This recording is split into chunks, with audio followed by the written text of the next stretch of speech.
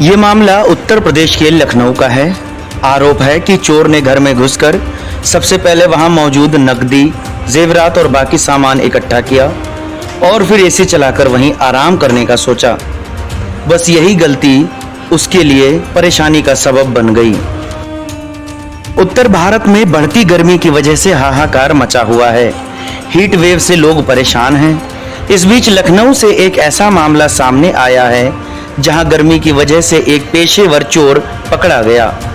चोरी करने के लिए घर में घुसा बदमाश गर्मी से परेशान होकर वहीं एसी की हवा में गहरी नींद में सो गया। अगली सुबह आंख खोली तो सामने पुलिस खड़ी थी। ये मामला लखनऊ जिले के गाजीपुर थाना क्षेत्र में इंदिरा नगर के सेक्टर 20 का है। यहाँ सरकारी डॉक्टर सुनील पांडे के घर में चोरी की कोशिश हुई। वो काफी समय से वाराणसी में पोस्टेड थे और घर बंद पड़ा हुआ था। चोर ने इसी बात का फायदा उठाया।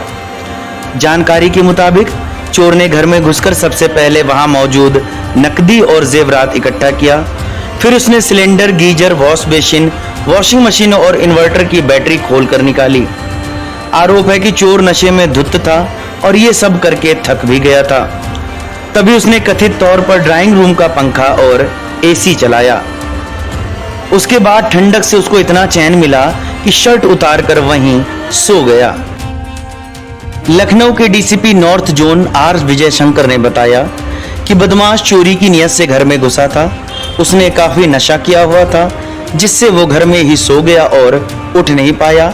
उसे अरेस्ट कर लिया गया है। खबर है कि जब पड़ोसियों ने घर का दरवाजा खुला देखा तो मालिक को फोन मिलाया।